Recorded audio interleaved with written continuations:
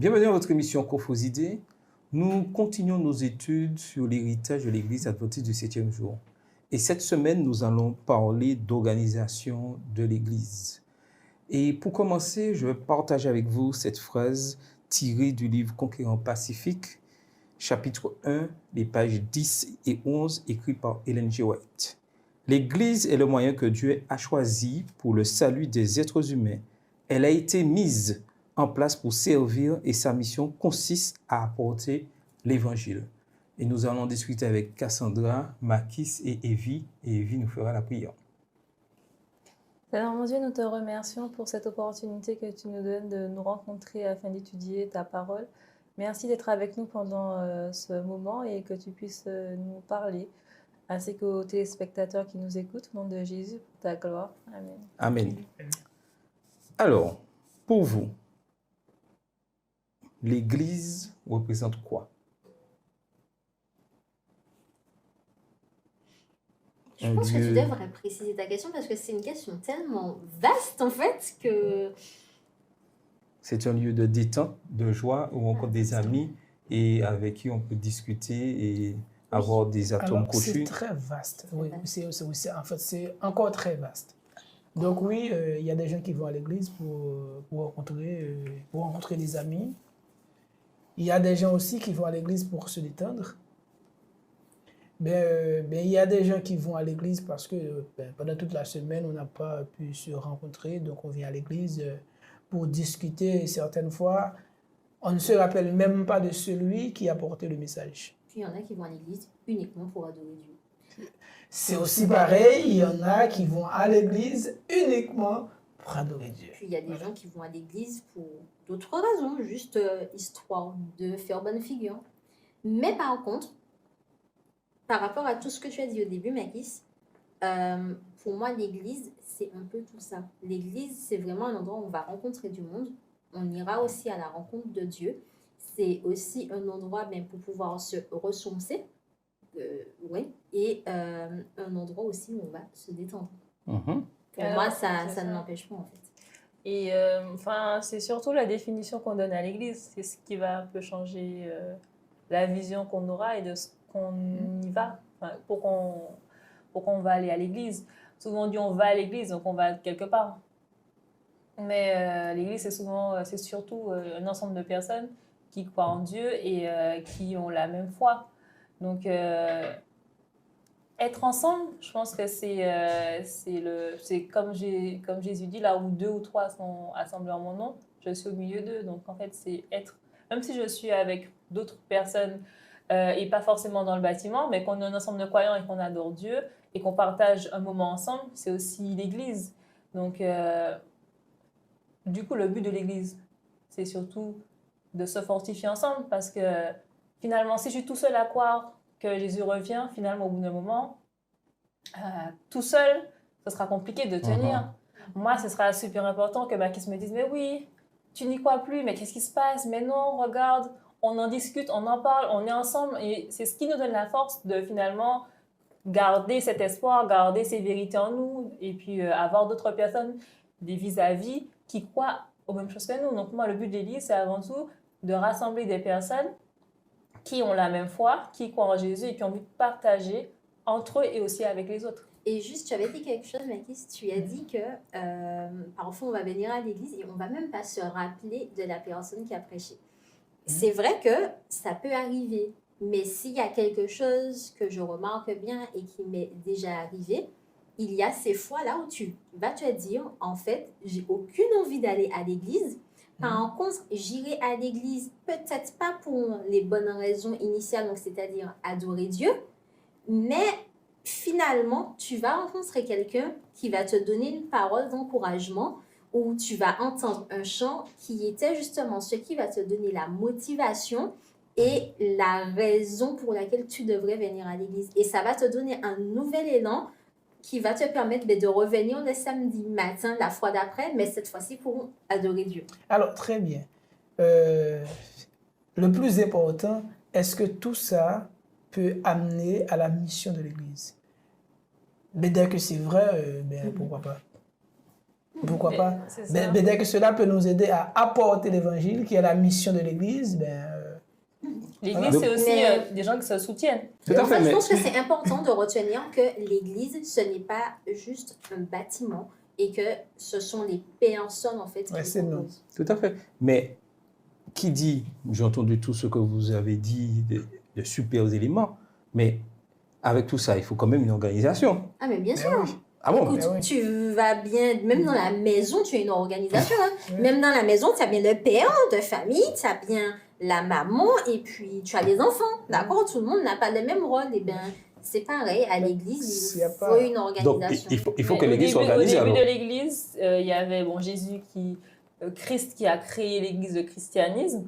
Et après, il y avait les 12 apôtres. Donc ça, c'était la première organisation. Donc c'était les 12 qui sont allés apporter ce message. Et à partir de ça, plusieurs petits groupes, du coup, l'Église a commencé à se former avec des groupes qui se soutenaient financièrement, qui se soutenaient, disons, sur les sujets de la foi et qui ont commencé à s'organiser avec des diacres, avec des apôtres et en église, donc par lieu d'habitation. Donc ça, c'est des petites organisations qui permettaient finalement à l'église de prospérer et de répandre encore plus l'évangile au loin. Parce que là, ils commençaient à donner, par exemple, des fonds pour que les apôtres puissent apporter la nouvelle ailleurs. Et donc, puis- c'est important de l'organisation au sein de l'église. J'ai envie de dire, Dieu est un Dieu d'ordre. Et en fait, Dieu, justement, veut que les choses puissent être organisées correctement. Et d'ailleurs, quand on regarde dans l'Ancien Testament, même le peuple d'Israël, il y avait une organisation dans le Oui, c'est désert. normal. Il y avait une certaine organisation. Et ben, du coup, c'est normal qu'aujourd'hui, dans les églises, il y ait une certaine organisation, mais déjà ne serait-ce que pour avoir en fait cet ordre que Dieu demande et pouvoir l'adorer pleinement. Tout à fait. Et lorsqu'on regarde cet héritage de l'Église adventiste du septième jour, il y a une organisation qui a été mise en place dans le but de pouvoir servir. Et comme je disais, apporter, je dirais, l'évangile aux autres. Voilà déjà un but principal, apporter l'évangile aux autres. Pensez-vous aujourd'hui, au XXIe siècle, que l'Église adventiste du septième jour apporte vraiment l'évangile aux autres? J'ai envie de dire que dans les textes, oui. Dans les faits, je ne suis pas certaine. C'est quoi le problème alors? Comment? C'est quoi le problème? Alors, je ne sais pas, mais est-ce que tu peux à l'heure actuelle me sortir le nombre de nouveaux baptisés, le nombre de... Je ne sais pas, non, je ne sais pas, tu vois. J'ai fréquenté une église dans laquelle, ben, par exemple, il n'y avait pas du tout d'effort d'évangélisation et puis pas de baptême pendant plus d'1 an, par exemple, tu vois. Je ne sais pas si, après ça, je peux te dire qu'on était réellement dans la mission de l'église. Alors, Donc, il y a les textes mais- et puis il y a les faits. donc maintenant, il y a des amis avec qui on va parler et on va leur apporter l'évangile de façon plus informelle, au décours d'une conversation, lors d'une activité. On va vraiment aller voir les gens, mais des gens qu'on connaît déjà. Pas forcément frapper aux portes comme on faisait avant, parce qu'on sait qu'aujourd'hui, les gens sont beaucoup plus réticents à ouvrir leurs portes, par exemple. L'évangélisation sur les réseaux sociaux aussi, par exemple. Faire des messages, des petits messages courts pour apporter aux gens des vérités bibliques et des encouragements. Donc, il y a plein de façons de faire aujourd'hui qui sont tout à fait différentes de ce qu'on utilisait auparavant, mais la question de savoir si ça fonctionne. Après, c'est ce que j'allais te dire. La finalité, normalement, quel que soit le mode d'évangélisation qui est entrepris, devrait être la même. Et normalement, un moyen de pouvoir dire que finalement, on a été efficace, on devrait voir le nombre de membres augmenter. On devrait pouvoir se dire, eh ben, cette année, effectivement, on a eu tant de nouveaux membres et 10 ans après, ben, ces membres-là sont toujours présents. Là, je ne suis pas... Alors, je ne vais pas pouvoir le dire parce que je n'ai pas de chiffres, je n'aurai pas cette prétention, mais c'est vrai que j'en viens à me poser cette question. Est-ce qu'effectivement, nous menons à bien cette mission que Dieu nous donne? En fait, normalement, on peut dire oui. Ouais, normalement... En fait, nous ne sommes pas assez efficaces, je suis d'accord, mais on peut dire oui. Jusqu'aujourd'hui, l'Église apporte l'Évangile. oui. Non, mais je suis... Oui, moi, ça, oui. non, moi, je pense que l'Église apporte l'Évangile. Ah oui. Mais le problème, c'est que partout dans le monde, l'Évangile est apporté, mais pas de la même manière. Parce que c'est vrai, si on prend notre contexte ici, là où nous sommes, on a l'impression que ça traîne, ça ralentit. Mais si nous allons dans certaines régions, en Amérique du Sud ou en Amérique centrale, c'est des baptêmes par 2000, 3000. Là. Donc, la mission est toujours là. Le problème est aujourd'hui, est-ce que nous arrivons à mettre de nouveaux moyens en place pour rester toujours dans le même but, apporter l'évangile? Parce que la question aujourd'hui est posée, tout ce que nous faisons, toutes les institutions de l'Église adventiste du 7e jour, secours adventiste, radio, télé, tout ce qui entoure là, la mission est d'apporter l'évangile. Est-ce que toutes ces organisations apportent réellement l'évangile ou fait comme le monde? Oui. C'est ça en fait, c'est même pas d'apporter, c'est le message. Est-ce que le message est assez percutant pour toucher? Parce que tu parles de pays qui ont beaucoup de baptêmes, il y a aussi un contexte. Ici, on est dans un contexte où finalement tout le monde connaît un peu Dieu, tout le monde croit un peu en Dieu. Donc, qu'est-ce qui va faire la différence dans le fait de leur dire Dieu existe et Dieu t'aime? Ça, ils savent. Mais quel message on leur apporte en plus qui puisse adhérer au message adventiste? Est-ce que le message adventiste aujourd'hui est percutant? Est-ce qu'il nous parle à nous au XXIe siècle ou finalement est-ce que ça a perdu du sens? La question, est-ce que ce message a changé? C'est ça, parce que bon, il me semble que le message reste le même. Le message reste le même. Dieu nous a donné un message à porter et on l'apporte. Après, effectivement, pour moi, et c'est pas juste qu'on est dans une situation, du moins dans un pays où tout le monde connaît un peu Dieu ou autre, c'est surtout qu'il y a quand même beaucoup de courants de pensée. Et comme on en parlait dans la notion précédente, on a l'ennemi qui, en fait, essaye de rallier le maximum de personnes à lui. En fait, tout simplement. Après, la vraie question, c'est est-ce qu'effectivement, nous, en tant que jeunes adventistes, on prend réellement à cœur cette mission que Dieu nous donne d'apporter le message? Et est-ce qu'effectivement, on va y mettre du nôtre pour le faire? Est-ce qu'on n'est pas un peu plus dans une espèce de léthargie où on se dit « Ah ouais, mais en fait, c'est plus du social, on n'ira pas évangéliser. Donc, en fait, ça va se faire sous notre comportement. Et puis, ben, du coup, on attend que les gens viennent à nous finalement. » Qu'est-ce que, en 2021, nous faisons réellement pour apporter le message et pour que des personnes soient vraiment touchées par le message?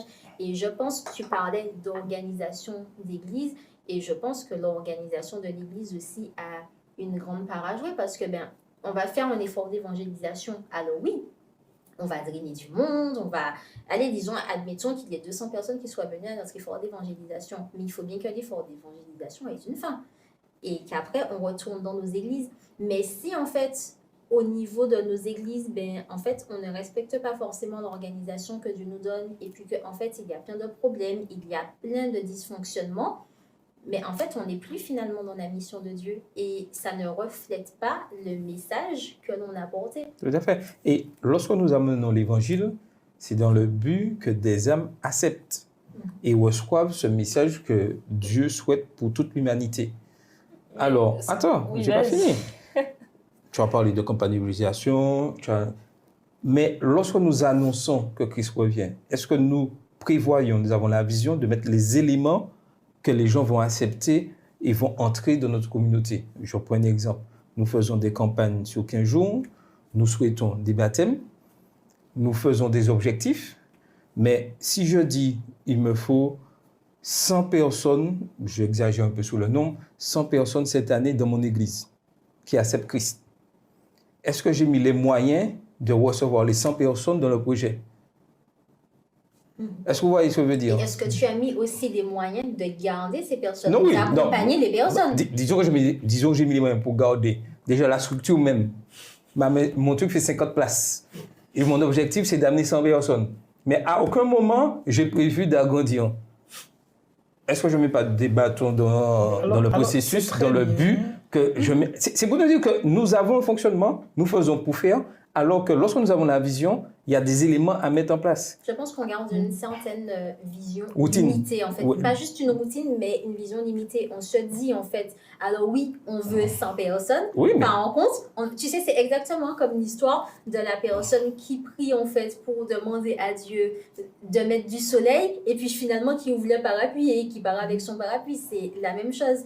Est-ce que, ben, comme tu dis, souvent, on dit, ben oui, en fait, on veut atteindre 100 personnes, on veut 100 nouvelles personnes, mais est-ce que l'on met des choses en place? Est-ce que l'on va prévoir effectivement 100 nouvelles places pour ces personnes-là? Alors, c'est très bien de questionner l'organisation de l'Église, mais pour moi, je trouve que c'est encore mieux de questionner notre rôle en tant que... oui, ça c'est le deuxième élément. En fait, en tant qu'Église, dans l'organisation de l'Église locale.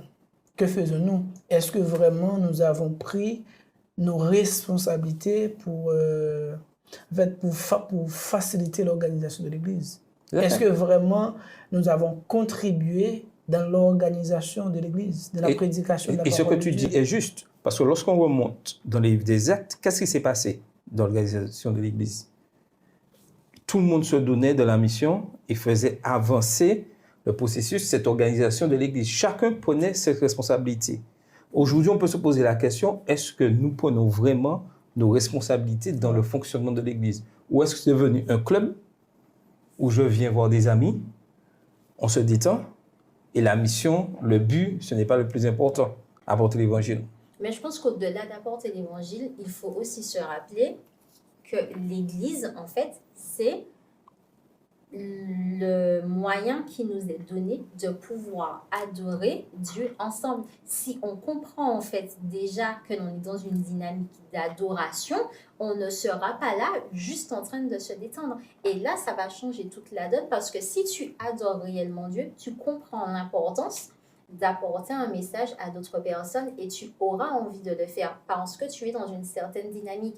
Mais c'est sûr que si on vient juste en se disant « Ah ben oui, en fait, je viens juste pour voir mes amis et je ne parle même pas du courant de ces jeunes qui vont dire oh, ben, en fait, je viens pour pouvoir rencontrer le ou la personne de ma vie. » Voilà, d'accord? Je ne parle même pas de ça. C'est sûr mais qu'on ne va pas avancer, en fait. Il faut effectivement, je pense, un réel réveil personnel, comme tu disais, et déjà se dire « Mais en fait, pourquoi je viens à l'église? Qu'est-ce que je viens faire? » Et est-ce que déjà, dans mon quotidien, je fais des choses qui vont refléter le message que Dieu me donne à Tout à fait. Et ensuite, en tant qu'Église, ben oui, on va pouvoir faire ce qu'il faut. Donc, partant de ce fait, nos pionniers, au niveau de l'Église adventiste, ont mis une organisation en place. Et aujourd'hui, nous pouvons dire qu'en tant qu'Église adventiste, il y a une organisation vraiment en place. Et l'un des premiers éléments que l'Église adventiste a mis en place, fait partie, je dirais, de son fonctionnement, c'est déjà la leçon de l'école du sabbat, où dans le monde entier, tout le monde, adventiste du 7e jour, quelle que soit la langue, étudie le même thème, et chaque jour la même chose. Et il y a une organisation. Rapidement, il y a la conférence générale avec des divisions. Les divisions forment des unions forment des fédérations missions, et les missions sont formées par des églises. C'est-à-dire, tout ceci pour montrer qu'il y a, je dirais, une organisation. Et dans l'Église adventiste du 7e jour, la décision finale, c'est toujours le membre d'Église. Et c'est cette partie-là, en tant que membre d'Église, que beaucoup ratent et qui entraîne beaucoup de ratés dans le système. Parce que c'est vrai que si, en tant que membre d'Église, je décide là de ne rien faire et de laisser rouler les choses, il faut bien que les choses tournent. Mais si chacun ne prend pas ses responsabilités, qu'est-ce qui se passera? Ben, on a des églises où il n'y a plus rien qui fonctionne. Et d'ailleurs, on le voit bien depuis quelques années, les nominations, ça devient un moment très compliqué dans les églises, puisqu'on se retrouve avec des églises et finalement, partout, j'ai l'impression que ça devient pareil, avec toujours les mêmes personnes en fait, qui seront en fonctionnement et puis toujours ces mêmes personnes qui seront là assis à ne rien faire parce qu'ils vont dire ce n'est pas mon job, c'est pas mon rôle, moi je viens juste et je regarde, je prends pas de responsabilité. Alors normalement là il y a c'est un manque de spiritualité. Non, attends. Je comprends ce que tu me dis, mais c'est aussi un manque de compréhension du but à porter l'évangile. Vas-y. Alors, la première chose, je vais prendre l'exemple de Moïse. Nous nous rappelons bien l'exemple en fait, la question que Dieu avait posée à Moïse. Qu'est-ce que Moïse avait? Moïse n'avait en sa main qu'un bâton. Et nous connaissons très bien l'histoire de ce bâton, tout ce que Moïse avait pu réaliser avec ce bâton. Mais c'est aussi pour nous aujourd'hui. C'est que certaines fois, nous croyons que si à l'église, je chante, ou bien je fais partie de l'école du sabbat, je dis n'importe quoi. Mais je fais ça pour soit l'ancien, je fais ça pour telle personne. Mais si vraiment nous avions pris conscience que tout ce que nous faisons à l'église, c'est pour Dieu, mais ce serait pas pareil. Mais imagine aujourd'hui, c'est Dieu vient en personne, il nous appelle. Il dit, qui veut être directeur de l'école du sabbat? J'imagine que tout le monde dirait, mais oui, moi, je suis le directeur. Moi, je vais occuper tel poste, tel poste, tel poste. C'est que dans notre esprit, lorsqu'on accepte n'importe quel poste à l'église, que nous faisons ça, soit pour le pasteur, soit pour le premier ancien, soit pour telle autre personne. Mais c'est ça le problème. Si, au début, nous savons que tout ce que nous allons faire, c'est pour Dieu, il n'aurait aucun problème d'accepter n'importe quel poste. Parce que c'est ce qui est arrivé à Moïse. Le bâton, tout ce que Dieu a fait avec ce bâton. Donc c'est aussi pareil pour nous. N'importe ce que nous avons, Dieu peut l'utiliser. Il suffit que nous avons la volonté, c'est ça. C'est pas le pouvoir le plus important à l'église. C'est ça, la volonté. J'ai la volonté de participer dans l'œuvre du Maître. C'est le plus important. Le problème, c'est qu'on est dans une société où finalement, ce qui compte, c'est d'être maître de soi-même. Et d'ailleurs, on le voit très bien dans la société actuelle, tout le monde devient un entrepreneur. Tout le monde monte sa propre entreprise parce qu'il faut qu'il soit maître de lui-même et qu'il ne soit pas sous la coupole de quelqu'un d'autre. Et dans nos églises, malheureusement, c'est ce qui se passe. Tout le monde veut être responsable. Tout le monde, en fait, veut pouvoir avoir une certaine responsabilité et un certain pouvoir. Et ça rejoint ce que tu disais. Si, en fait, on se rappelle que tout ce que l'on fait est fait pour Dieu et qu'on se laisse conduire par l'Esprit de Dieu, en fait, on ne va pas vouloir se dire « il faut absolument que je sois au pouvoir pour faire quelque chose », mais par contre, chaque participation que je vais faire va compter.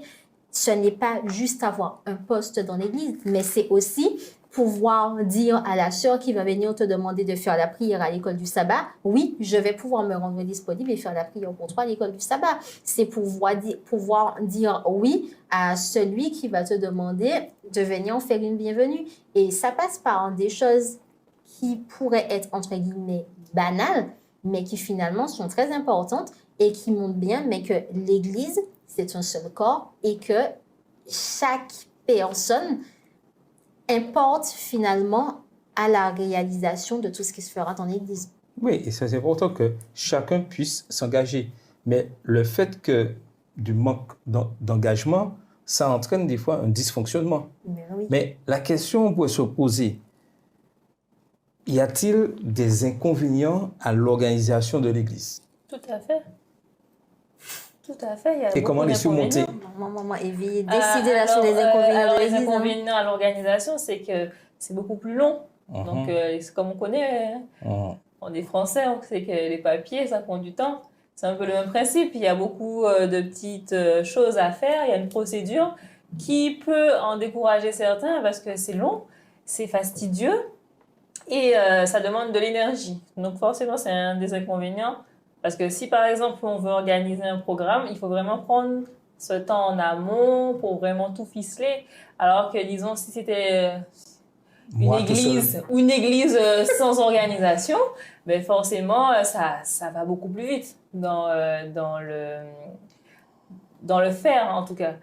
Et c'est un des inconvénients de l'organisation de l'église, finalement, où c'est un petit peu, tout est un peu carré et c'est compliqué d'aller... de faire des choses un peu sur, comment dire, la spontanéité. Voilà, ça brise un peu la spontanéité, ne serait-ce que, par exemple, le samedi. On sait exactement qu'est-ce qui va se passer, comment le culte est articulé, parce que c'est toujours pareil. Et il y a des fois, bon, il y a des églises qui acceptent de changer un petit peu, mais je pense qu'il y a des idées, il y a des choses à faire pour pouvoir s'adapter à l'église qui est là, s'adapter à la demande, s'adapter à ce qu'on a comme personne dans cette église, pour qu'on ne soit pas simplement dans le faire parce que c'est comme ça, mais parce qu'on a un besoin et qu'on y répond. Tu as dit deux choses qui me dérangent un petit peu. Attends, mais avant retiens la question est-ce que chacun a sa place dans l'église? Tout à fait, mais bien sûr. Oh, oui. Dans les deux choses, tu as dit que ça prend du temps, il s'agage un peu de la spontanéité, etc. Mais finalement, dans tout ce que nous faisons, même hors de l'église, il y a un certain cadre et certaines choses que l'on va faire. Quand tu vas préparer un anniversaire, ben, en fait, l'anniversaire ne va pas se préparer du jour au lendemain. En amont, tu vas entamer en fait tout ce qu'il te faut pour préparer ton anniversaire. Tu iras voir le pâtissier pour commander ton gâteau, tu iras faire des courses et ainsi de suite. Donc, en fait, pour moi, dire que ce sont des choses qui prennent du temps, c'est un faux problème parce qu'en fait, dans tout ce que l'on fait, il y a une certaine organisation à avoir. Tu es à l'école, il faut organiser une sortie avec des élèves. Et bien pareil, il faudra prendre le temps de mettre les choses en place pour assurer la sécurité des élèves et ainsi de suite. Le tout, c'est est-ce que nous sommes disposés à le faire? Non, mais on a parlé d'inconvénients. Est-ce qu'il y a au moins des avantages? Mais oui. Absolument. Et l'autre chose que tu... Oui, certainement. Ça permet d'être plus sécure. Ça permet d'être plus sécurisé, c'est encadré, ça correspond aux normes. Mais moi, je maintiens que ça freine la spontanéité. Et puis, l'autre chose que tu disais, tu as dit qu'il faudrait s'adapter aux gens qui sont en église. Mais moi, je me pose la question, à qui devons-nous réellement nous adapter? Est-ce qu'on doit s'adapter aux gens qui sont dans l'église ou est-ce que c'est à Dieu que l'on doit s'adapter? Parce qu'il ne faut pas oublier la raison première pour laquelle nous venons à l'église. Et il me semble, oui, mais il me semble que dans sa parole, Dieu, en fait, il donne des indications sur le déroulement, par exemple, de certaines choses. Et même à Ellen White, ben, il a donné, en fait, des indications sur comment devraient se passer certaines choses. Alors, je ne dis pas qu'il n'y a pas de moyen de moduler ou autre, mais je pense qu'il est important de se rappeler que nous servons un Dieu d'ordre qui nous donne en fait lui-même des indications sur comment comment les choses devraient se faire. Et c'est important quand nous venons à l'église de s'en rappeler et de venir dans cette dynamique. Alors, il y a un souci. Est-ce que nous sommes conscients, je m'adresse à chaque membre, est-ce que nous sommes conscients que l'église est un corps? L'église est un corps, que chaque élément a son importance. Parfois, on peut apporter qu'un sourire. Ça fait du bien à l'église. On peut apporter un témoignage. Ça fera aussi du bien à l'église. On peut apporter un chant. Donc, on n'a pas besoin, la personne est plus importante, c'est la personne qui s'est prêchée, la personne qui s'est présentée à l'école du sabbat convenablement. Mais non, c'est ça. C'est cette conscience que nous devons avoir. Que l'église est un corps, que chaque partie est importante pour le fonctionnement du corps. Voilà, que tout ce que nous faisons, je ne le fais pas pour tel frère, pour telle sœur, mais je fais ça pour l'Église de Dieu. On va voir que tout fonctionnerait bien. Et ce que tu dis est capital, c'est-à-dire, qu'est-ce que j'apporte dans le fonctionnement de l'Église? Ouais. Et ça, c'est une question que nous devons constamment nous poser. Dans l'Église, quel rôle je joue? Est-ce que je joue le rôle de la femme fidèle qui suit les principes de Dieu, les commandements de Dieu, ou je suis la voix de la femme infidèle qui se prostitue dans le péché et qui se corrompt, je dirais, dans des compromis? Et chaque membre doit se poser la question, dans mon fonctionnement, est-ce que je suis dans le compromis ou dans la fidélité? Et c'est ce qui détermine. Et comme nous avons vu, nous sommes dans le combat, l'Église vit ce combat. L'Église sera persécutée. Mais nous savons que l'Église sera victorieuse. Amen. L'Église connaîtra des échecs, mais l'Église sera victorieuse. Pourquoi? Parce qu'il y a ce combat. Mais chaque individu, aujourd'hui, doit savoir est-ce que je suis du camp de la femme fidèle, suivant les principes que Dieu a donnés, suivant les commandements, ou est-ce que je suis comme la femme infidèle qui se prostitue dans le péché et un mélange d'institutions? Et c'est ça qui va déterminer, je dirais, l'avancement de l'Église. Et Dieu, à un certain moment, fera éclater cette vérité. Il ne faut pas croire que l'Église ira à son échec. Mais aujourd'hui, la seule question que je dois me poser, est-ce que mon rôle dans l'Église consiste à apporter l'Évangile? C'était votre émission Cophos Idées.